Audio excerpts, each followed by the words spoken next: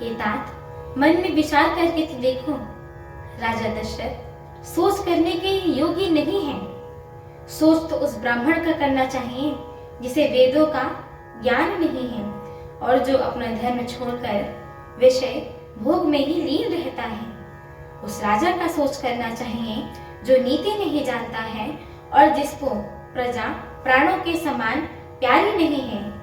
उस वैश्य का सोच करना चाहिए जो धनवान होकर भी कंजूस है और जो अतिथि सत्कार तथा शिव जी की भक्ति करने में कुशल नहीं है।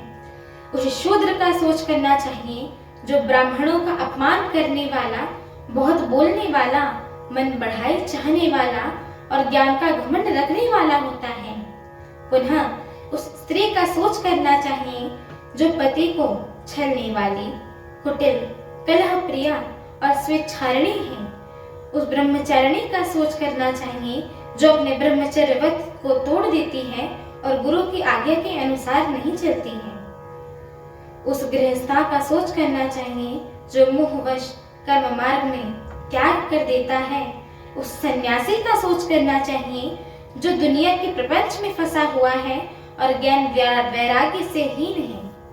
वनस्पत वही सोच करने योग्य है जिसको तपस्या छोड़कर भोग अच्छे लगते हैं। सोच उसका करना चाहिए जो चुगलखोर है, बिना ही कारण क्रोध करने वाला है तथा माता पिता, गुरु एवं भाई बंधुओं के साथ विरोध रखने वाला है। सब प्रकार से उसी का सोच करना चाहिए जो दूसरों का अनिष्ट करता है, अपने ही शरीर का पोषण करता है और बड़ा भारी निर्दयी है। और वह तो सभी प्रकार से सोच करने योग्य है जो छल छोड़कर हरि का भक्त नहीं होता है। कौशल राज दशरथ जी सोच करने योग्य नहीं है जिनका प्रभाव 14 लोकों में प्रकट है। हे भरत, तुम्हारे पिता जैसे राजा तो न हुए थे, न हैं और न होंगे।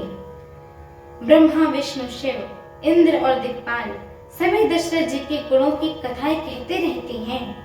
हे तात, कहो उनकी बढ़ाई कोई किस प्रकार करेगा जिनके श्री राम, लक्ष्मण, तुम और शत्रुघ्न सरीखे पवित्र पुत्र हैं। हमारी आगे की श्री राम कथा को सुनने के लिए हमारे चैनल को लाइक, शेयर, सब्सक्राइब और कमेंट अवश्य करिए। एवं आप सभी हे भक्तों से हम दोनों बहनों का एक छोटा सा निवेदन है कि कृपया आप सभी हमारे श्री रामचरितमानस जी के इस मंगलमय पाठ को पूरा अवश्य सुना करिए, क्योंकि स्वयं परम पूज्यपाद श्रीमद् गोस्वामी तुलसीदास जी महाराज ने कहा है कि जो भी नर नारी, मनुष्य, जीव जंतु एवं पशु पक्षी प्रभु श्री रामचरितमानस जी के इस मंगलमय पाठ को सुनते हैं, गाते हैं, कहते हैं एवं श्रवण करते हैं, उनके जन्म जन्मांतर के सारे पाप नष्ट हो जाते हैं। तो एक बार प्रेम से बोलिए, श्यावर रामचंद्र की जय हो, जगजननी माता जानकी की जय हो, लक्ष्मण भैया की जय हो, अयोध्या धाम की जय हो, तुलसीदास जी महाराज की जय हो। एक बार प्रेम से बोलिए, पवन सुत हनुमान की जय हो। जय श्री राम। जय श्री राम।